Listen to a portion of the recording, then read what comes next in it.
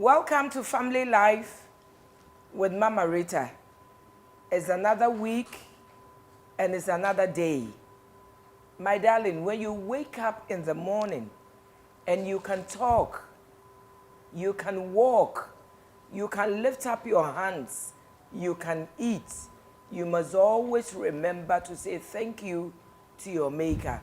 Sometimes we take these things for granted. We think that we deserve it, or it's normal, or it's, I spoke to somebody today who was on the hospital bed through an accident, and the pictures he sent me, oh my God, I went crazy. Please remember to say thank you. Yes, it's rained heavily in Accra. Your home might be flooded, your room might be flooded, your road might be flooded, but remember, you still have your life. If you look at the compound of Ahimfie, is actually flooded, but we still can do this program. And I'm so grateful to the Lord for life. With me today is a face you have known, but we have missed him so much. We haven't seen him in a whole year. With me today is Pastor Joe Centinero. I hope I mentioned it well this time. That's close enough. Close enough. Mention it again. Centineo. Centinero. Hey. He has over 30 years in ministry. He was a youth pastor for 17 years in New York, San Diego, and Arlington, Texas, in the US of A. In 2002, Pastor Joe founded Crossroads of Arlington Church. He is also the founder of Square One, a counseling and pastoral coaching organization. He lives in Arlington, Texas. Pastor Joe is married to Tony and are blessed with 3 children. Christopher. Yes. Brianna. Yes. You know, the last one is spelled a typical Ghanaian name. Really? Jojo. Yeah. Wow. We say Jojo. Now, we named him Joseph, but and then you call him Jojo. It just happened, yes. Wow. We also have Jojo. Jojo is which born? He's the... Wednesday. No, Jojo can't be Wednesday. Kojo is Monday. Oh. It's a Monday born. I see. Yes, it's Kojo. Okay. We call it Jojo. And I also have a Ghanaian young man that I adopted as my son. His name is Emmanuel. Emmanuel, wow. And his wife, Precious. Wow. They're my children. Wow. You are welcome to Ghana. Thank you. And you are welcome to Family Life with Mama Rita. Thank you so much. How has it been so far? It's been a good trip. You mean the trip itself? Yes, the trip, and then since you arrived. It's been fine, very, very good. Not as busy as last time, but I think I'm going to start getting a little busier for the next few days. Wow. And the rains welcomed you today. Wow. I know, I saw that. It's been raining the whole day. Yes, today. yes. And the whole of Accra is flooded. I noticed that, the parking lot too. Yeah. But welcome. Thank you so much. Welcome. So, we are with Pastor Joe. You know, for the past weeks, we were discussing infertility and childlessness.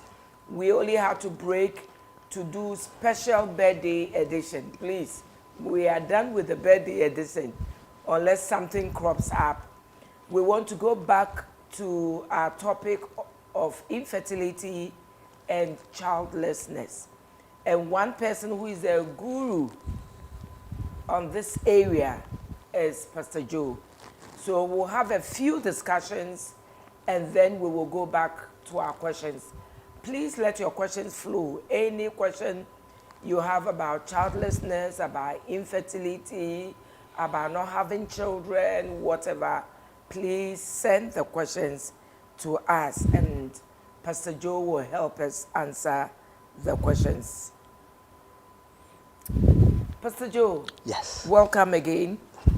My first question to you, childlessness in marriage is something that has been, through the Bible, right? Right. From Genesis, we can see childlessness in the Bible. Is childlessness common in America? And how do people take it?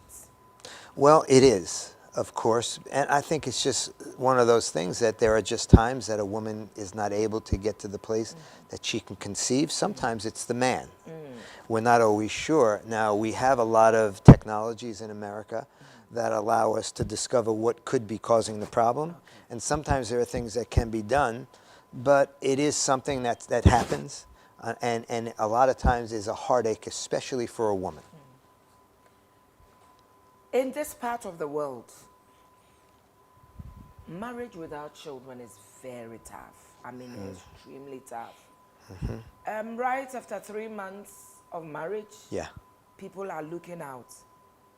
If you change your clothes, if they are seeing the protruding tummy, in-laws are asking you, friends around, church members around. I don't think childlessness in America is as hard and tough as it is in Africa, and especially in Ghana. Yeah, I agree. I've talked a little bit to some people about what it's like here. And in America, first of all, my children, I learned something. I teach this when I teach parents about raising their adult children, is don't pressure them to have children. So it's not something that a wise parent's going to do, pressure their children to give them grandchildren, even though we all like them. By the way, Mama Rita, less than 8 weeks ago, I had my first biological grandchild. Wow. So his name is Judah. Now my adopted children here in Ghana have already given me 2 girls, 2 granddaughters, but my first one, and it's quite an amazing experience. But I knew that it was not something that I pressured my son or daughter-in-law, in particular my daughter-in-law, the wife, because I think they often feel that pressure, and I think they usually take the weight of, if they're not able to have a child, or if the child isn't coming, I think they feel that, and they take that as part of maybe affecting their image of themselves as a woman and as a wife. I know that when I got pressure on herself, That's right. That's right. and I remember, and again, she wasn't having any advice from me about that. I may be Pastor Joe to everyone else, but I'm Joe, I'm her husband. So, and I remember she said, I'm going to stop, I'm just leaving it in God's hands. And she stopped all the different things she was doing, and she did not have another period because she became pregnant. Wow. So I think, and again, it doesn't always work that way, but I think the pressure we put on ourselves, particularly, I think the woman, I don't think it's the man, the woman can be a hindrance to that. So I was actually going to ask you, what is the impact of childlessness first on the marriage and then on the wife? Well, what is the impact? I want to speak to this maybe in a way that I don't know if it's been addressed here before, but I think we misunderstand what marriage really is about. When teach us. Yeah, because when we think that children complete the family, that's not true. That's not biblical. Okay. In fact, children expand the family, but when a husband and wife come together, a brand new family is born. Okay. Okay? And no children are going to complete that. It's already been completed. And here's the interesting thing about marriage, the way God designed it. Marriage is the only human relationship where 2 people are called to live as if they're one. Okay. They're given now it's not automatic, but when a couple gets married, it is the only relationship where 2 people have the opportunity to live as if they're one. Okay? So children, you're not one with your children. You're not one with your friends. Okay. A man and a woman, it says a man shall leave his father and mother, cleave to his wife, and the 2 shall become one. Okay, that oneness is only the husband and wife, which means this, that the husband-wife relationship is the priority relationship in the family. Okay. It always will be. The children may come, they demand our attention, but the priority relationship in a family is husband and wife. When we understand that, we want to bring children into the world. It's a wonderful thing, but we don't need to think we're less than or we're any less of a family with or without children when we understand marriage from God's perspective. I love that. I love that. So you are saying that when you marry, or marriage is the only thing that the couple become one. One. You are not one with your children. Never. So with or without children, you should be one with your partner. With or without your children, you should be able to make yourself happy. Absolutely. So what will you say to church members, to family members, to in-laws that would always meet, especially the woman, and say, when are we having our grandchildren? When are we seeing another, member of the family? What are you waiting for? We are praying for you. What will you say to those people? Well, I would ask them to stop putting that pressure on the children and keep that to themselves. I don't think it does any good. First of all, I think it's interfering. Listen, if the husband and wife become one, and someone tries to come between them and talk to them about having their children, that's none of their business. That is a conversation to be had in what I call the decision-making room between the man and the woman only. The decision-making room means that no one is allowed to be a part of the discussion of if, when, how many children a couple will have. That is between the husband and the wife. Okay. So I would say, please stop doing that. And my daughter-in-law didn't have to ask me to stop doing that because I didn't do it. And she thanked me. She said, Dad, thank you so much. You're the only one of the parents that's not pressuring me to have a child. Wow. And here's the thing. I had to understand that I need to have a healthy boundary on this myself. As a father of a married son, do I want grandchildren? Of course, a grandchild? Of course I did. But I have to keep out of that. That's not my business. So I just would say, if you want grandchildren, then I'm happy to have them. When you want them, I'm happy to receive them. And I had to leave that alone. And I think it's important that we understand that. Now, as the pastor of a church, the lead pastor of a church for 19 years, we have many families where they want to have children and they can't. So we're going to pray for them. We're going to send them to a doctor to find out what are the infertility problems.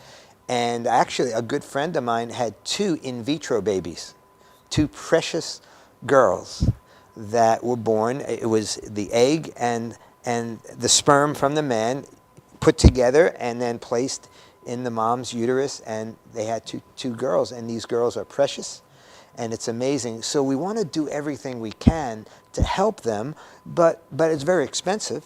Very expensive. And not everyone can afford that. Very expensive. So then we begin to look at other options. So I think adoption is something that is a great way to parent a child that already exists, that's already on the planet, that obviously is not in the position to be parented by the biological parents, but you can take that child, bring them into the family. And I have many friends with adopted children. In fact, many couples, I work with many couples in America, preparing them for marriage. And most couples will seriously consider, we want to have children, but we're also seriously considering adopting because they know the problem with children that don't have parents and they want to make a difference. So there are ways to approach that. But I think that in the church, we have to understand we can't pressure them. You can't do something that you can't do. Now, there was a woman in the Bible named Hannah, and she wanted that child. And we know the story, and we also know about Sarah, and Sarah tried to take things into her own hands. These are problems, as you alluded to, that happen in the scriptures. We see them, we take those things to God, we tell him the desires of our heart, and we leave that in his hands, and we do everything we can humanly, and then we look at other opportunities. Adopting foster care would be another thing. So, over the weeks, we spoke about the different ways of having children. We invited 2 sets of doctors to come and speak to us. Oh. And I promised you we were going to talk about adoption and inviting somebody from social welfare to come and talk to us about adoption and the process of applying for a child and how easy we should go through the process, because now everybody complains that the process is so long.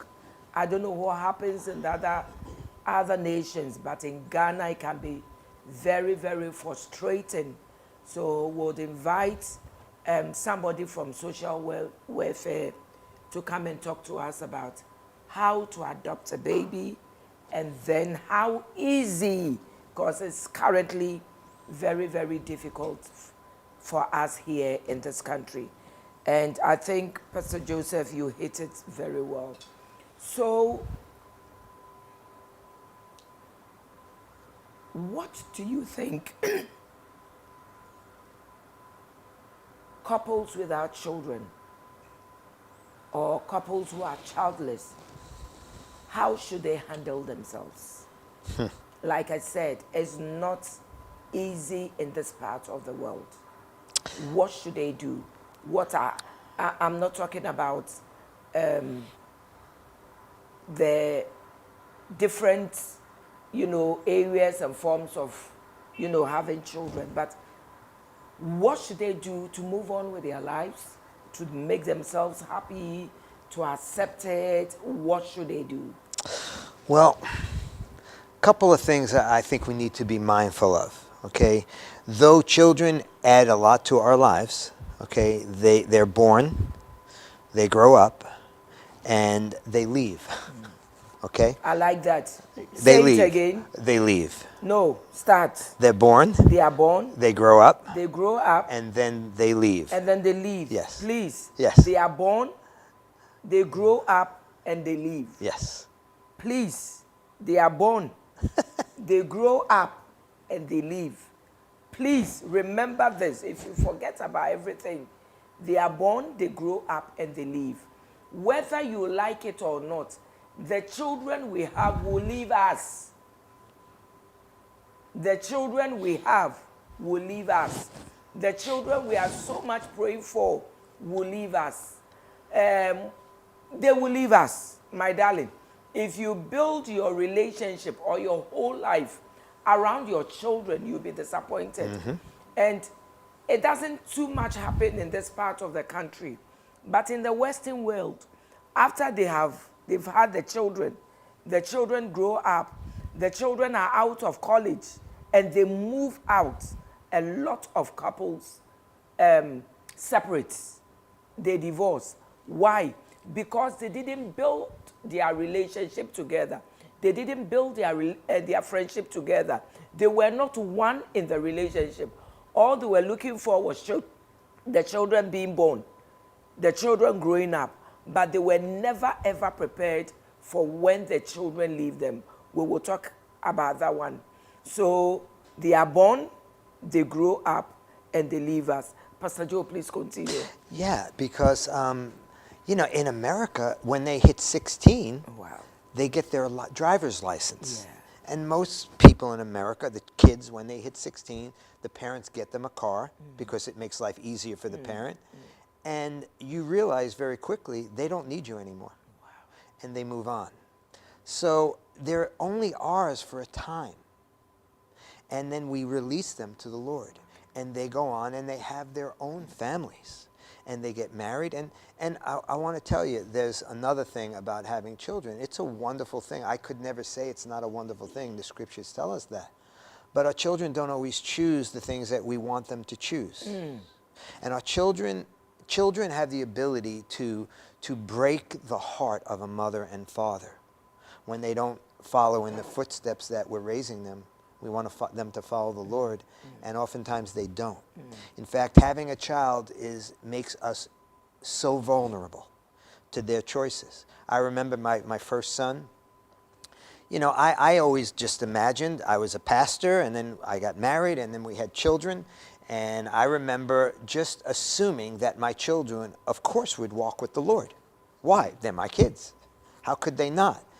When my first son hit 5, I realized, oh my gosh, he has a free will. He will follow God if he chooses to. And I realized how vulnerable I was. Now, he did not choose to follow God until he hit about 20 years old. Wow. And the anguish that my oldest son brought to my wife and myself. And sometimes God is sovereign. He knows all things. There may be something he's protecting us from. Now, I can't speak to whether that's true or not. I think we go in, we want to have children, we want to be fruitful and multiply. The scriptures tell us that. But how about we put our lives in God's hands? How about we learn to live as if we're one with that person we married? Because that relationship humanly should be enough. And we work on that. And if the children come, it will make it difficult, like you said, to have that oneness with our spouse, because our children, they want all of us. They want us, and they'll divide us to conquer us. But how about if we don't have those children, we have the best marriage we possibly can, and then we help others in the community, in the church, in our extended family, and we become the best uncles and aunts to those children possible, and we help children in that way as well. I love that. Say it again. Well, there are going to be all kinds of children around us, and if we are not able to have children, we do everything we can within our power, within our conscience, with what we're able to do, and we don't have them, then we become the greatest aunts and uncles, the adoptive parents to children around us, our nieces, our nephews, kids in church, and we can have a major impact in the lives of those children, and we don't have to pay for their school. How's that? I like that. I hope you heard it. With our children, we can still parent children around. Yes. Be good uncles, be good aunties, take care of our nieces and our nephews, help with the children's department in church, you know. And the best part, you have children, you are parenting them, yet you are not paying school fees. I love this part. So,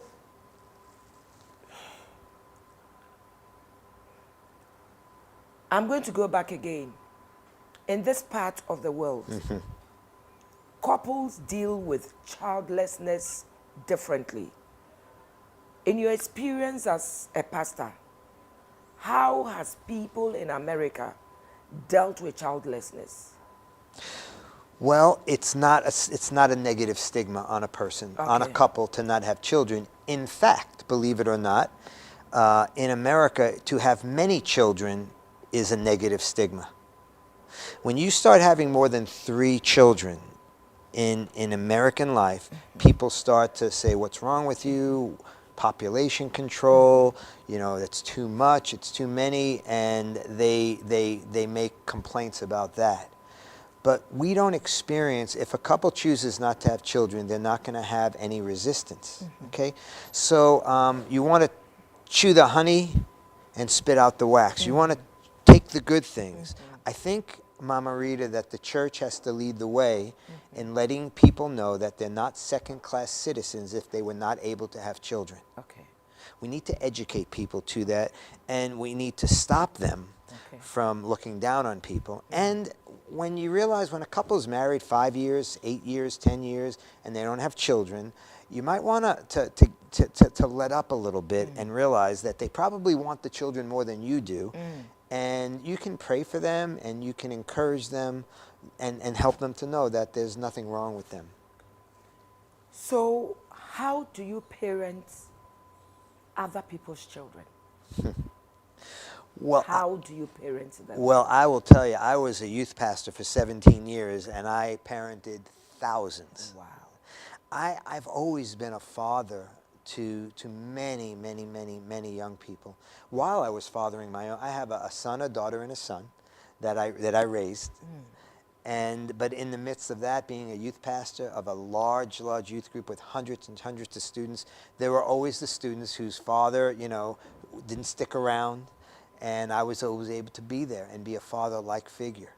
And I think I probably had as much impact. Now, the impact you have on your own children is a wonderful thing. You're there for them. But my children put up boundaries for me. Dad, that's enough. Dad, don't. My daughter has given me a lot of questions I'm not allowed to ask her anymore. She's 31. She's probably going to get married sometime soon. I'm hoping, again, I can say, I hope she's not listening. I want it sooner than later, but I can't ask her that. She asked me not to. But I have so many people who I'm like a father to. So how did you parent them? I just come alongside them and I find out what the lack is, and I try and fill that need. So I do a lot of life coaching with young men. In America, it's the land of opportunity. It really is. It's the land of opportunity. But if you don't know how to access the opportunity, you're not going to get it. So I find many young men, in particular, I'm going to work more with the young men. I'll work with the women too, but I want to be appropriate in what I do. But the young men, they don't know the ways of how to get ahead financially. Okay. They don't understand. They're afraid of debt. Well, if you are borrowing money to buy appreciating assets, things that wear out, that's not a good way to borrow money. But when you borrow money to buy a house, now we do that in America, then that's a good thing because you can create wealth. So I teach them how to access the financial opportunities that are around us, which come from borrowing money, getting a bank account, learning how to manage their money, how to steward their money. I make them listen to Dave Ramsey's Financial Peace University, which is a great course on finances, really in America, because I know it's different here. And I teach them how to get ahead, and they thank me, oh my gosh. I teach them how to be men. I like that. I teach them to keep their hands to themselves until they get married. I think we need to teach that here in Africa too. Yeah. You've watched enough of our movies that we've polluted you, correct? Yeah. Okay, but young men need to know that they need to keep their hands to themselves, and you wait until you're married before you lay your hands on a woman sexually. And women need to know, don't let him put his fingerprints on you until not only the ring is on the finger, but until the pastor says, I now pronounce you man and wife. And we teach them these things because the fathers that wanted the children, the mothers that wanted the children, were not doing such a good job teaching them the ways of God. I found that in youth ministry, the parents loved me because I was doing the things that I had more influence in their children's lives than they did. Hey, so you heard Pastor Joe. My darling, you can parent other people's children. In church, you can be a teacher at the children's department and take notice of the individual children. You can teach them, you can be there for them. If any of them needs help in terms of even school fees, clothing, whatever, you can be there for them. Through the teen service in Royal House Chapel, we have divided the children into groups where we put them under parents, and the parents are there for them. This year, I saw something that was so beautiful, so beautiful, that the parents of the teen service, what they actually did was the children whose parents didn't have it and didn't have money, they bought their trunk, they bought their choboxes. Choboxes are small boxes we put in groceries to go to school. Yes. They bought their groceries, provisions for school. I mean, this is parenting. And I know my daughter, Deacon Adrumo, who is one of the leaders of the teen service. I don't know whether to call her a parent at the teen service or not. But I know one lady who came lying to her about school and her results and things like that. And she personally went to the school without the girl even knowing, spoke to her teacher, collected her reports, and all that. We have parents in our teens department that go to their homes, find out what is happening in their homes, talk to either their fathers or their mothers or their grandparents or their, whoever. Yes. So you can parent a child. And I keep saying it and I'll do it. There's one woman I am going to bring here, Auntie Rosalind. She was the house mistress of a school. When we talk about house mistress, this part of Ghana, not in college, secondary school, what do they say? Like a boarding school, maybe? Yes, high school, good. In high school, most of our high schools are boarding schools. I see. And in the boarding schools, boarding houses, they put house masters or house mistresses. In other words, parents over the children. And they take care of the children in the boarding school. Make sure that they rise up to have their bath, their beds are laid, their dormitories are neat, all that. And this woman has no child of her own. Look at that. Yet she took care of people's children so well that they call her mommy. Wow. And every time she'll bring me some of these children who have left school, they entered into college, they are done, out of college, they are married. And each of her children who are having issues in their marriages, she'll bring them to me. Oh, mommy, this is my child from 1979. This is my child from 1984. This is my child. And wow. I've never seen a thing like that before. And the children relate so well with her, and she relates so well with them. She invited me to her 50th birthday, and I was so shocked. I mean, I saw something I had never seen before. And in most of the high schools and the boarding schools, the headmistresses are so strict that all we hear is screaming. They're screaming on us, they're calling us names, they're insulting us. And I've never seen any of these ones have such a relationship with these children. But this woman is so different. So she invites me for her 50th birthday, and I go. Guess the people I saw at the 50th birthday? Her children from the boarding schools. Wow. With their parents. And it wasn't like she invited them for her 50th birthday. They actually organized the 50th birthday and invited her to come. They bought her shoe. Her clothes were bought by them. Her hat was bought by them. The drinks was bought by them. The food served. They did everything, including the, oh my God. And it was so beautiful. Wow. I know she's watching me now, but Auntie Rosalind, your kind is not common. Trust me, your kind is not common. You are very rare.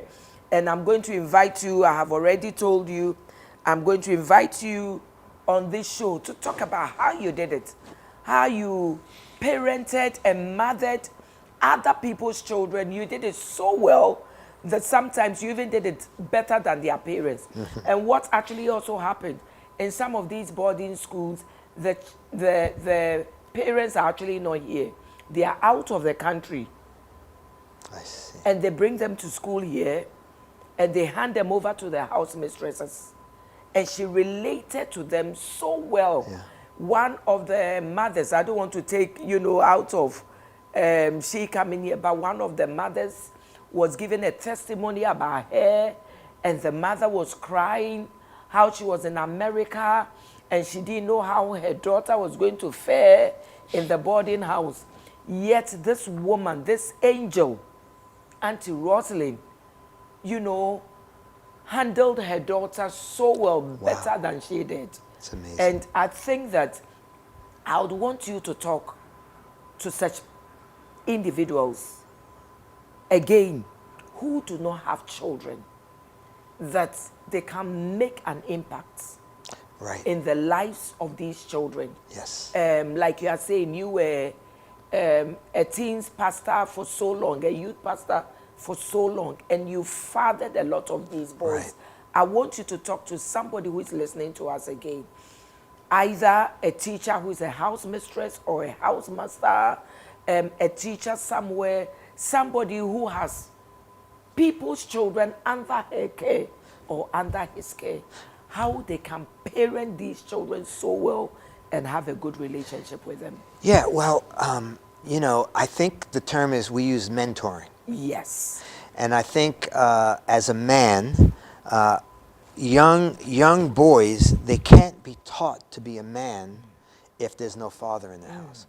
A woman can be an incredible mom, but she can't give that boy, teach him how to be a man. So as we come along, and you know what? Many fathers in America don't have influence in their children's lives. They're not around, they're maybe not interested.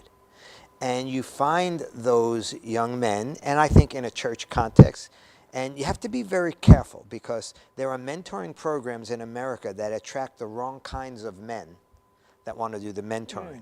I don't know if you know what I'm referring to. Yeah. And you have to be very, very Yeah. careful about that. But when people are safe and when their heart is in the right place, then a young man, and when you say, hey, I'd like to teach you some things, is that okay?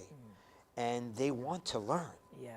And you can say, I see something great in you. And I think that's what's important about being a mentor. You know, as I worked with young men over the years, for many, many years, I've been a pastor 37 years, I always seem to see the greatness in people. And sometimes there's a lot of bad, but I see the gold that's in the hills. And a lot of dirt has to be moved to find the gold. But when you see the gold, you'll dig. And again, I worked with maybe hundreds of guys. And I would say, don't try to do that. You're maybe not called and anointed to be a pastor, but maybe make a difference in 1 or 2 or 3 young men's lives in your life. And I think as they become teenagers is a time that they're able to really accept the things that you want to teach them. Teach them what it means to work hard. Teach them what it means to love as you love your wife. That young man sees what it means to be a Christian husband. Very important thing. You know, I do a lot of, right now, I've had a big change. Can I mention a little bit some of the changes? Please do. Yeah. So last year, I was here and had a wonderful week of ministry. I went back home. My wife happened to be in New York. Okay. And my wife has been sick most of our marriage. Wow. She's been very sick. I'm going to tell this story somewhere soon. And I've had to husband that. I've had to be in her life, and the time she's sick, I've had to carry the load. Wow. And when I got back from, she had been sick. She has a mental illness that plagues her. Wow. She has what's called obsessive compulsive disorder. Wow. And her mind thinks about things over and over and over and over. It drives her into deep and dark places of depression. Wow. You say, Joe, why would a pastor's wife have that? I can't really answer that. I do know this, that God is able to heal anything, but he doesn't heal everything, but he uses everything. Wow. And he's used this in my life. I've learned more from coming alongside my wife in her suffering than anything before. And she had been suffering and was coming out of it. And when I got home from Ghana, and she went to New York to spend time with her family, and we met back in Texas, and I said, oh my gosh, she's fully restored. But for 1 month. And a month later, a month after I got back, she had a terrible fall, hit her head, and she's not been the same since. Oh my God. And I had to eventually, you know, she was hospitalized for about 3 weeks, and she recovered. She had a traumatic brain injury, but she's been on medication for her psychological issues, And those medications, they cause side effects. Okay. She has what's called drug-induced Parkinson's disease, which we don't really know what's happened. She's not fully recovered yet. Wow. And to the point that I had to step down and resign my position as pastor Oh my God. of the church that I started and pastored and led for 19 years, because I had to work from home to be there for her. Wow. To take care of her. So, Wow. Just to take care of your wife. isn't that what it means to didn't Christ tell husbands to love your wives as Christ loved the church? Wow. I mean, would want you to tell our counselors tomorrow. Yeah. When we meet all you women have to do is submit and respect us, right? Wow. But we have to love you the way Christ loved the church. And it was very easy for me to tell the elders at the church, I have to step down. Wow. I can't do this. I have to be home. So when my wife's head hit the concrete, in that moment, it took about a month for it to come clear, but I lost my wife in a sense. I lost my ministry, and I lost my job. Wow. And I went through that. Wow. But it was easy to know because I had to lay my life down for my wife, and she needed me. Now, when people come to my house, because now I work out of my house, I do all my counseling out of my home, and when the 22 couples I'm working with right now, I'm working with intensively 22 couples. There are about 4 or 5 more that are going to sign up soon, and I'm able to do that. As they come in the house, they've watched me take care of my wife. That speaks louder than my counseling. Wow. When a man wants to tell me, hey, it's hard to love my wife. Maybe a man wants to say, hey, how can I love her? She didn't give me children. And I say, what? What did you say? Christ called us to lay our lives down for our wives. And that's what I did. Now, I will tell you this. I can make this a long story and make it a wonderful story. But God has given me more in return. I didn't know I would get more in return. Wow. I thought I was losing everything. Wow. It was just 6 weeks after I got home from the wonderful trip here. When you guys let me preach in the church, you let me do this. It's been about a year. And for 1 year I've gone through this, and I had no idea that when I laid my life down for her, that God would give me a better life than I ever had before. Wow. A better ministry. Wow. Better finances. Wow. Everything. And I'm still waiting to get her back the way I want her back. I pray because God she's not there yet. Wow. But she's getting there. But she knows one thing, that I'm there and I'll never leave her. And that, I want to say, here's the best answer I know to answer the question of infertility. Marriage is such a higher calling than having children, that when you said you would marry that woman, you gave her your life, and she gave you hers. And why don't you, with whatever God gives you around that, why don't you make the best out of that? And then you can mentor everyone around you. Because listen, even what I'm saying now, many of you are saying, wow, how could he do that? How could I not do that? Isn't that what it says that we do? You lay your life down, and God has made that so easy. That's the story I was going to tell on Sunday. But my flight was canceled, and I missed my flight and the whole thing. But I think that's my greatest message to men, to tell men, love your wives well. Love your wives well. Wow. Your kind is rare. We will go on a short break, on a commercial break, and we'll be back. It's getting very interesting and very emotional. Wow. Yeah. I thought you knew because I told you.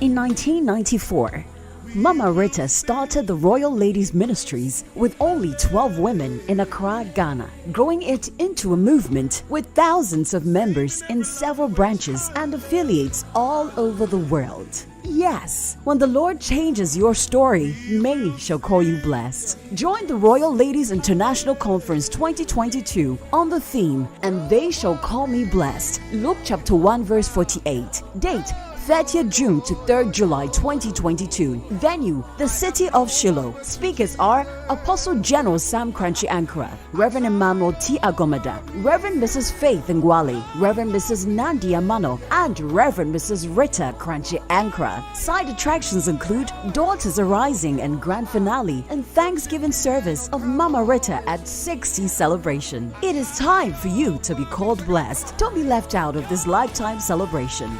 Royal Ladies, arise and shine.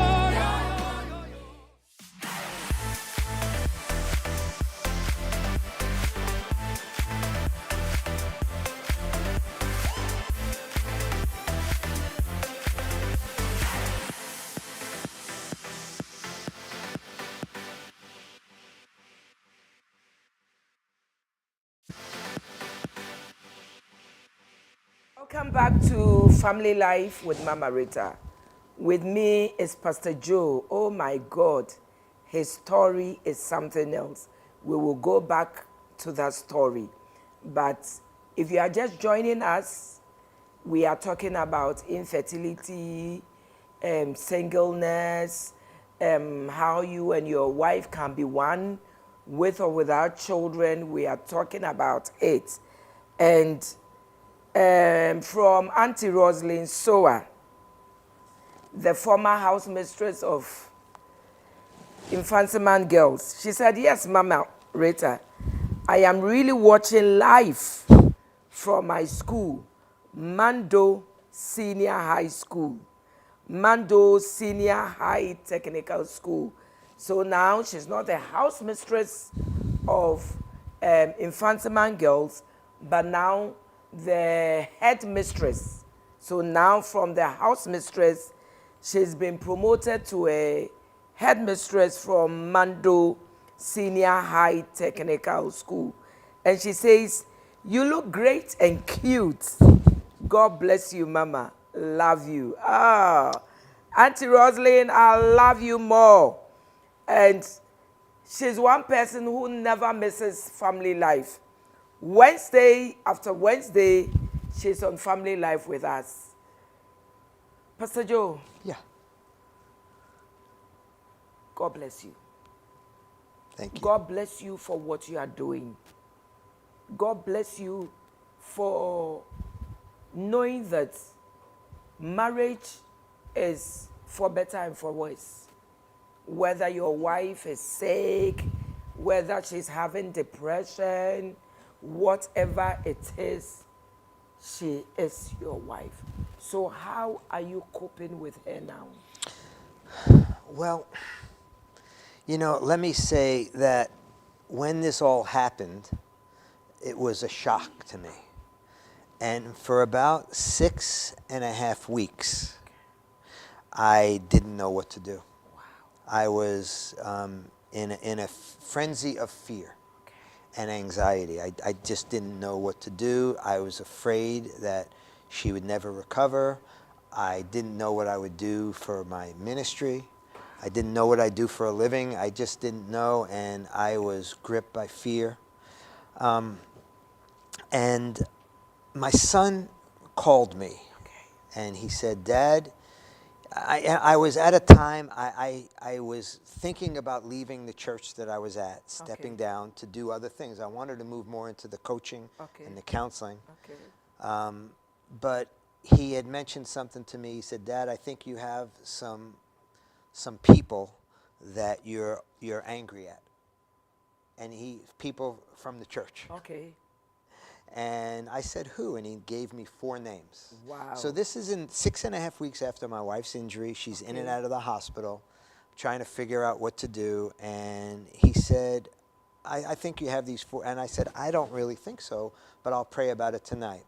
So I went in the hot tub that night where I pray. I pray in my hot tub, a jacuzzi. I have a Okay. jacuzzi. I pray every night. And I didn't think I was angry at these people. And the Lord showed me there weren't 4 people. There were 24. Wow. There were 24 people that I was angry at. Okay. And that night, until 3 o'clock in the morning, I forgave every single one of them. And at 3 o'clock in the morning, the Lord spoke to me. And he said, okay, I hadn't left the church yet. He said, you can leave. Wow. And I had complete peace. The church you had established. Oh, yeah. I had been there. I started the church. I was a pastor there for 19 years. In fact, just to be able to take care of your wife. Yeah. And he said, you can step down. And I did. And the amazing thing that happened was from that point on, I was at complete peace. And I have not stressed again about my wife's illness. Wow. I was able to walk through it, above it, rising above the storm. You know, the storm was there. And God opened up for me a brand new ministry called Square One. Wow. I was able to raise support to more than cover my salary, to be able to work from the home, to have a greater influence in the new ministry than I did pastoring the church. I'm in another church now. The guys that were there, I wasn't able to lead pastor the church anymore. Wow. There's no way I could give them what they needed. You know, as the wife of a pastor, you can't do that from your home. You have to be there. And God replaced everything. And I just remember having complete peace all the way through. And here was my question. I hope I'm not getting off topic. My question to God was, God, why did it take 6.5 weeks for me to have peace? Wow. Why, when she fell, was I in a state of anxiety and fear? And then after 6.5 weeks, once I forgave those people, I was completely free to be at peace. And this is what he told me. It's very interesting. He said, I always was there, but you were so focused on the storm, the rain, the wind, the clouds, the lightning, the thunder, that you couldn't see me right there. Now, I had to forgive. When we're not forgiving other people, whether we know it or not, it hinders the Spirit. That's true. From moving in our lives. But once I let go and I saw he was in it, and he's carried me through, and with joy, I have been able to walk my wife through these things. She's able to walk. She wasn't able to walk for about 8 months. Wow. Mama Rita, it was the medicine. The medicine she was taking for many, 35 years. 45 years. 35. 35. To help her not to have the mental illness began to destroy her brain. Wow. Which is why she fell. It was causing her to lose her balance, and we didn't know this. And just about 2.5 months ago, they took her off all the medicines. She's able to walk again. Wow. But she's still needing to sleep about 14 to 16 hours a day. She sleeps because her brain is recovering. Now, I am believing God that she's going to be fully restored. I believe that. But even if she's not, I know that it's just for me to take care of her. But here's how this comes in with mentoring. I can teach men to love their wives. I like that. Because I've had to do it. And when you're a man, you say, well, Joe, I don't have those issues, those situations, so what am I going to teach a young man? You're going to teach him the things that you know. I like that. You come alongside a young man and you teach them the things that God has taught you, the things that you've excelled at. You teach them. That's what you teach. Now, I've been through so much suffering in my life. I don't know if you read my book, Encounters with God. I have majored on, I call it the school of brokenness. It's when God takes a man and breaks him to build him up to be stronger. I think I live in the school of brokenness. I have a master's and another master's and a doctorate and another doctorate. Wow. And this was another school of brokenness. Wow. But God breaks a man so that he can be rebuilt and then take what he's learned and teach it to others in humility. Wow. And what I would say is, if, let's say, infertility, husband, that's your issue. Your wife is not able to have a child, and maybe it's not your fault. Be careful before you blame her. It could be you. Okay, but whatever it is, when you accept that, Now you have something to give to a young man. You teach him what it means to love a woman for who she is, not for what she gives you. Okay? And maybe you learned something in the business world. I know there are some very successful business people in Ghana, not enough, but there are some that have figured out, why don't you start teaching young men how to do that themselves, how to get ahead, or maybe, whatever it is, the things that God has allowed you to learn, you then come alongside young men and you offer that to them and teach them. Please, if you have questions, let your questions flow. We will make sure that Pastor Joe answers all the questions before he leaves us today. And like we did some time ago, even if we are not done and our time is up, we will stay, answer all the questions, and then he can leave us. Whew. Pastor Joe, you mentioned couples should build oneness, even without a child. Oh, yeah. How can the couple build oneness when a child doesn't show up? Well, the oneness has nothing to do with the child. Okay. The oneness has to do with the husband-wife relationship. Okay. So when you come together and you're in love and there's all the romance and then you get married, there are no children there. And that is the essence of marriage. It's a man and a woman. Okay? So you're not looking ahead to something else. You're looking at that. Now, when the children come, believe it or not, they make it difficult to experience oneness in the marriage because the children are always constantly grabbing for your attention and wanting your time and your money and your efforts. So you have the opportunity to really just focus on living as if you're one. So you have to be able to live that way and to do that. That's what I teach in my marriage coaching is called Two Become One. So it's a play. It means two things: two people become one, or how to become one, how to live as if you're one. And there are many things that allow us to do that. But it has to do with an intimacy in a relationship that's not rivaled by any. Because the priority relationship, I said it before, in the family is the husband-wife, even if there are children on the scene. The husband and wife still need to be the priority. That's the only person you're to be intimate with.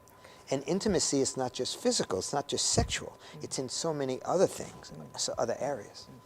You just mentioned that when the children come, it even becomes tougher. Oh, much more difficult. For you to build oneness with your wife. Yes. So even with the children around, how do you build oneness with your spouse? Well, you have to lower the expectation when the children are young because there's a lot to do. Okay? But once the children begin to get old, well, when the children are young, have some times where you spend time just with your spouse. You need to put aside time for each other. And if the children are in the center of the marriage, by the way, children do not belong in the center of a family. Christ belongs in the center of the family. Christ belongs to the center of the family. And then the husband and wife, and then the children after that. Okay. So if it were layers, you have Christ, you have the husband and wife, and then you have the children. And because that layer of children, they're going to move on. You're not to keep them forever. You're to keep them until they're old enough to begin their own families and start their own thing. So I think it's important to try your best to maintain the intimacy in the relationship, to develop the love that you have for your spouse. But if you don't, when those children do leave, you're going to have your hands full because you're now going to be living with a stranger. Now, it happened to me a little bit because, listen, we don't do these things perfectly. I can talk as if it's easy. None of this is easy and none of this is automatic. And my wife and I remember when the kids started getting older and one of them moved out and then the second one did and then the third was getting ready to. And I was like, oh, wow, it's going to be a little strange, just me and my wife, Tony. But we quickly remedied that.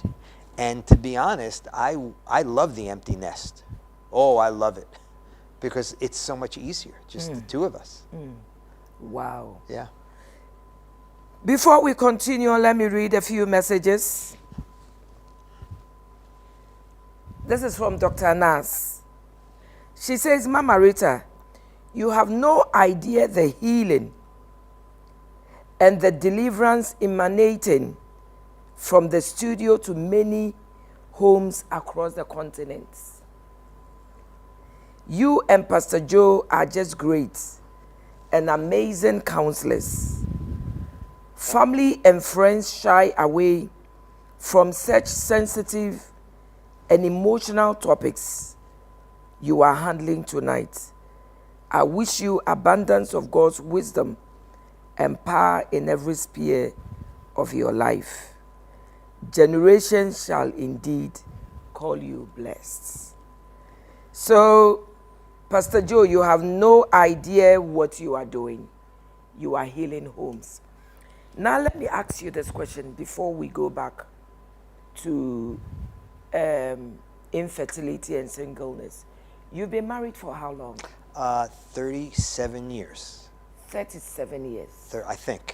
37. 1987. Wait. Yeah, 37 years. 37 years. Yeah. When did you realize your wife was sick? And when was she sick for the first time in the marriage? It's interesting because the first time was when we were dating. We were about to get engaged. And with the obsessive compulsive disorder, it's a recurring fear that comes over and over and over and over again. So we were about to get engaged, and she began to become fearful that she couldn't be a good wife to a pastor. Wow. So for 5 months, every night that I would meet with her, she would say, I can't marry you, I can't do it, and I would convince her she could. And then she would agree by the end of the night, yes, we'll do it. And then the next night, I had to do the same thing over and over for 5 months. It wore me out. And I remember my mother told me, you can't marry this woman. She can't be what you need. And I ended the relationship, and it was horrible, horrible. I write about it in my book. And we broke up, and she realized quickly, about 6 weeks later, the Lord showed her that she could, but I wasn't interested anymore. We were apart for 10 months, and then we got back together in a miraculous way, and 5 months later, we were married. And then everything was great. But that was the first episode. We never knew that that was the illness. And then shortly after my third child was born, it hit again. Wow. And my wife, I had the 3 children. One was 5, the other was 3, and the other was just born. And my wife was in bed for 9 months. Wow. 9 months. Just couldn't get out of bed. We didn't know what it was, but that was the full-blown illness, and that's when we got medical doctors involved, and as quickly as it came, it passed. Wow. But then a few years later, it came back again, and every time, so it was 5 months, then it was 9 months, and the next time it came back, it was for 2 years. Wow. And during that time, she was hospitalized for 2 full months. And had to go. I was in Texas at the time. I had just started the church. Wow. And now she was out of the home with her parents, recovering, hospitalized. She was out of the home for 5 months, and they hospitalized her for 2 months. Wow. And during that time, I was a single parent, taking care of my 3 kids, and had no idea what was going on. And again, we're praying for healing. We prayed against the demonic. We prayed every which way you could pray. And finally, though, she came back after 5 months, and that was 2 years into it, and she was restored. And, we hoped it would never happen again. We went 14 years without another episode. 14 years? She didn't have a sad day. Just everything perfect. Just great. Wonderful. And then it hit again. And it was for about 2.5 years then. So, and I've had people come to me and give me the answers. It's like, how are you going to give me the answer to this? I don't even know what the questions are. Wow. And you're giving me the answers. And, you need to pray, and you need to, it's deliverance. Okay, then come, let's do it. Come, pray. And they did. And I don't know what to say. The only things I've ever heard God tell me is this. He said when she was taken and hospitalized for the 2 months, he said this. He said, Joe, put your arms around your wife's illness and embrace it. Wow. You will find my will going through this, not around it. Because Mama Rita, I kept asking him to take it away, take it away, take it away. Now my wife is out of the house. This is way back, right after I started the church. I'm alone. I have 3 young children. It's like I have a family meeting. Guys, it's me and the 3 of you.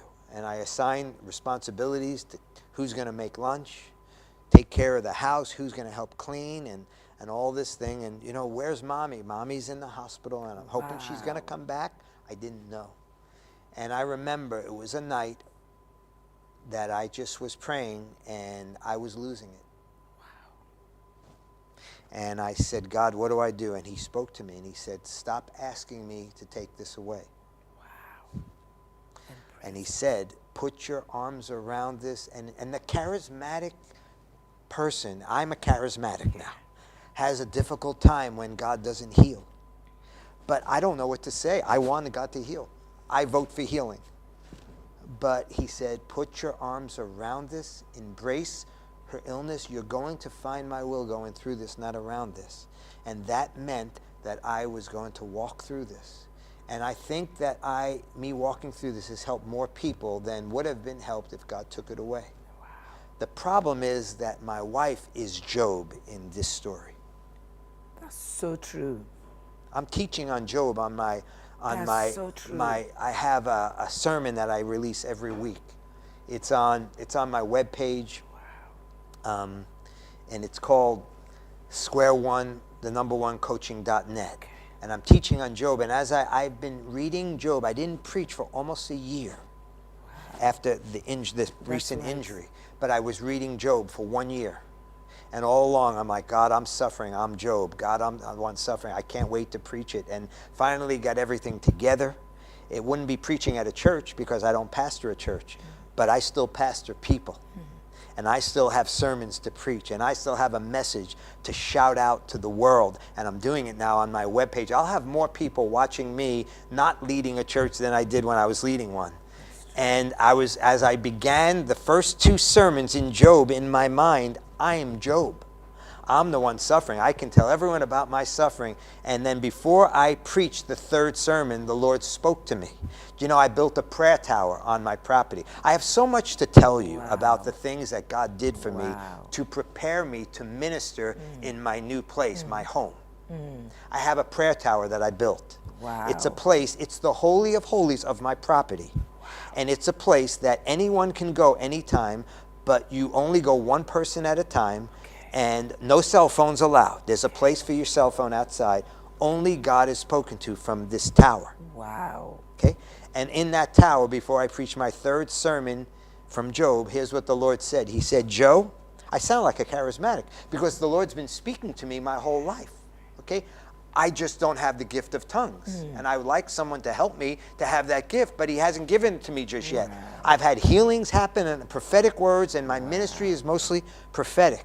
So maybe you can figure that out for me, but here's what he said. He said, Joe, you're not Job, Tony is. Wow. She's the one suffering.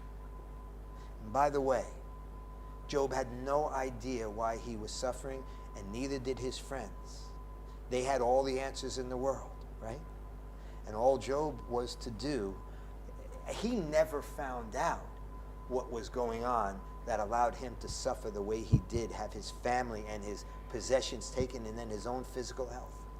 He never did know, did he? I'm still preaching through that. You can listen to my sermons there. But my wife is Job. My wife is the one who has been suffering more than I'll ever suffer. Pastor Joe, before the marriage, your mom told you not to go into it. Do you ever feel like I should have listened to her? I think I made a mistake. Do you ever feel that way? So she said, I asked her, I said, Mom, what should I do? And I don't know if you're not familiar with the Italian culture, but in the Italian culture, the mom and the boy are close. Okay. So Mom, what do I do? And she said, she can't be the wife you need. And I ended the relationship. But then when we got back together, Tony had changed. God changed her heart. And my mom said, yes, yes, yes. Okay.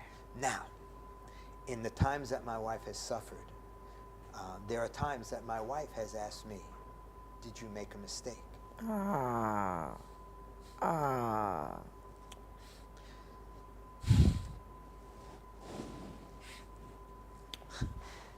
This past year, we were sitting in the house, and, excuse me. Let me offer you. I'm okay. You are fine. Yeah. She said to me, did you make a mistake? I didn't know what she meant. I said, what do you mean? She said, did you make a mistake? I said, did I not cook right? I've been doing most of the cooking. That's right. She said, no, when you married me. And I had already told her this, but I said, honey, I would do it again. On September 7th, I don't remember the years, I think it's 37 years. I don't know if that's how many years I was a pastor or whatever. But I got married on September 7th, 1987. 1987. At 11 o'clock in the morning. And I told her the only thing I do. That's 36 years. Yeah. You'll be 37 this year. Okay. And I told my wife, I told Tony, I said, the only thing I would do different is I would change the time of the wedding from 11 a.m. to 10 a.m. Because I have always known that's what she needed me to tell her. But I feel that way because this is God's will for my life. Okay. So if you're in a marriage and there aren't children, can you please grow up spiritually and recognize God has a plan for you that perhaps doesn't involve children, at least not at this time, but he has a plan for you and he's going to use you greatly and mightily if you will accept it. If you will put your arms around your situation and embrace it, you'll find his will going through it, not around it. Stop looking at other people and what they have and what they should be. By the way, when I was a pastor, I had to have a special classification for my wife as the pastor's wife. Because maybe they call you the first lady. Yeah. I can't have that for Tony because she couldn't handle that pressure. So I said, hey, Joe, I am the pastor, but my wife, she is not a pastor's wife. Yeah. She's Tony. Wow. She's not my ministry partner. Wow. She is my life partner. Wow. So Wow. lay off I her. like that. I had to do that for her. Wow. To alleviate that pressure. But I know that being married to her was God's will for my life. And I am Pastor Joe, and I have a ministry that will be greater. I don't know how great it's going to be. I don't need to compare it, but it is greater because of what she has brought to my life, what she's taught me. And God has given me the ability. Sometimes I wonder, I don't know how I've done this, but I know it's a joy. Wow. He gives me the joy to do it. And I know God will give that to any man in any situation that he's in if he wants it. But if he wants what the world has to offer, then maybe he's going to look somewhere else and go find someone else, but not me. No, no, no, no, no, not me. And by the way, her issues, my wife's issues, have had tremendous negative effects on the children because the mother wasn't there for them. She wasn't there. She couldn't be. It's not that she didn't want to be there. She couldn't be there at certain times. And we've all had to walk through that. My children, I tell them, you put your arms around, that's the mother that God gave you. Wow. So these I'm sure you were the mother and you were the father. I couldn't be the mother. I had to fill in for her. She is the mother. As they realize, she is an amazing mother. Wow. She's the hero of the story. Wow. She's Job. But it takes a while to understand that. Wow. And I don't know if she's listening now. She doesn't know how technologically she's worse than me. But we'll get her to watch. Yeah. And she needs to know that she is a hope bringer to so many. and I would marry her again 1 hour earlier. Wow. It's getting so emotional. Oh my God. I didn't want to cry, but it's so emotional. I would want us to end this episode. Please let your questions come. I want Pastor Joe to cool down, and then we'll answer all your questions for next week. Let your questions come in, and he will stay over, cool down a bit, and we will answer all your questions and then bring it next week. Pastor Joe, before we bring down the curtain, you were saying something, and I would want you to say it again. I want somebody to hear you. That if you are married without children, accept it. That this could be what God wants it to be. We are not saying don't try. When we come back, I would want him to talk about the different ways of, having children. I would want him to talk about it. But if you have tried, you have done everything. You have done the intro fertilization, IVF. You have tried everything, and yet it's not coming. Maybe you can try adoption. But before then, embrace the situation. Walk through it. I'd want you to tell them again what you said. So maybe I can say it this way. We need to be mature as believers in Christ. I like that. We need to grow up. I like that. We need to not make it, it's not about us. It's about him and the ones that are around us. When you marry a woman, you've made a commitment. You chose that. I think they choose here. Do they choose here? Yes. You chose that. And with it comes good and bad, positive and negative, and you put your arms around all of it. And you recognize that I have a joy that comes in life now that comes from my time with the Lord, not my time with my children and not even my time with my wife.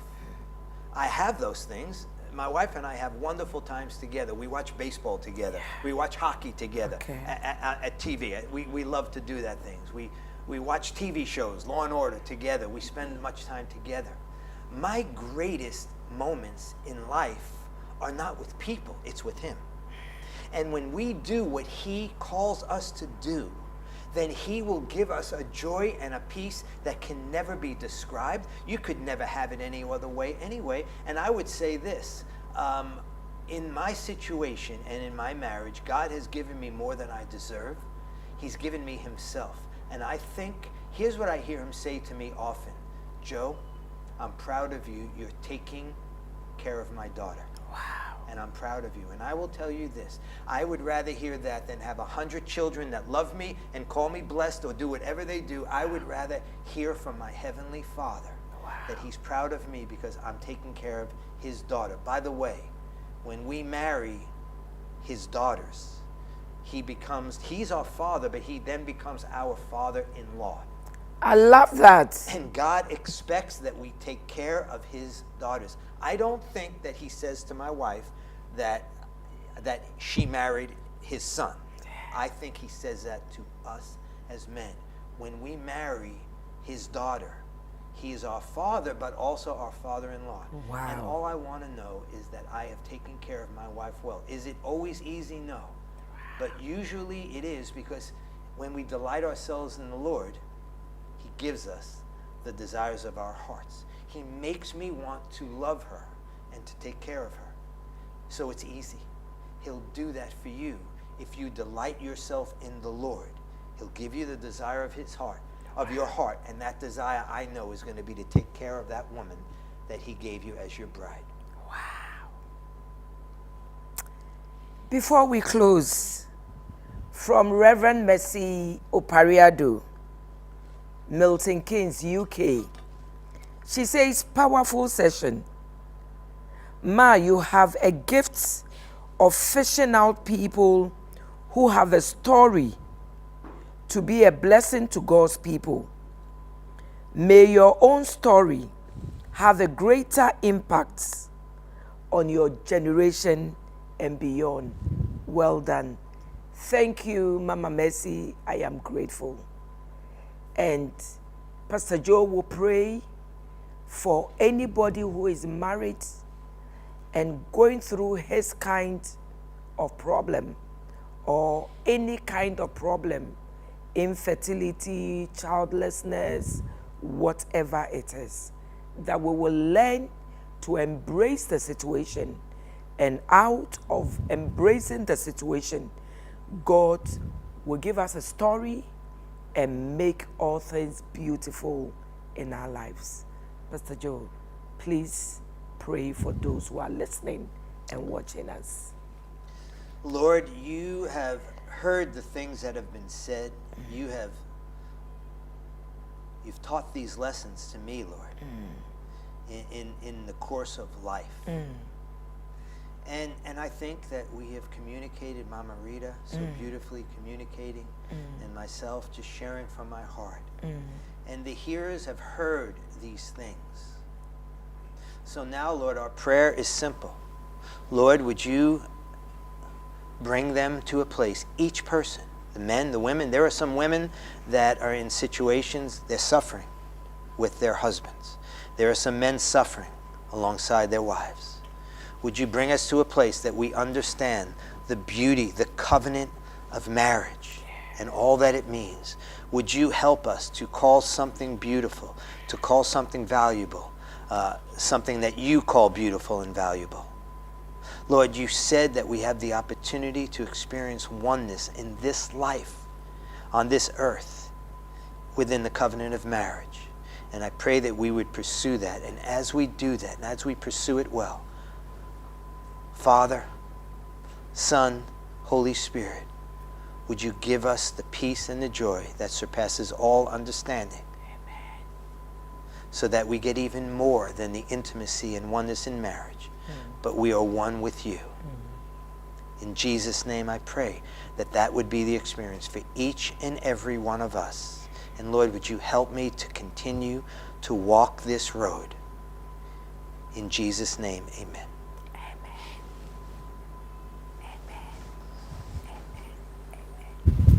Please continue to pour in your questions. Pastor Joe will stay in and would answer every question for you. Until then, have a good night. Embrace the situation. Thank God for everything, and trust me, you will be the one sitting in Pastor Joe's chair and sharing your testimony and sharing your story with the world. God bless you. From Powerline TV, we say have a good night.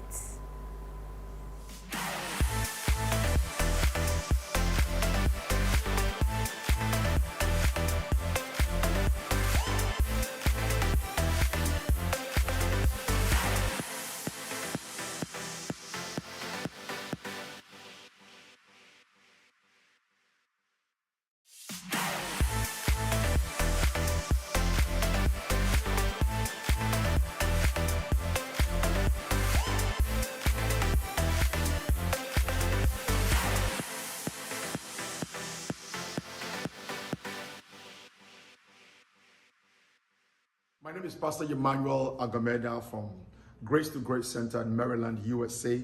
I want to specially invite you to the Royal Ladies Camp 2022. The theme is, and they shall call me blessed. Listen, there is a blessing the Lord has prepared for you. Like Mary, you're going to have an encounter. The Lord is going to exalt you, honor you, favor you, and the Lord is going to place a miracle within you that will be a blessing to you and to our world. I can't wait to see you at this event. I'll be speaking together with other anointed women of God, and of course the Apostle General and Mama Rita. Get yourself ready. Something is about to happen from June 30th to July 3rd, and they shall call you blessed. I see you. God bless you.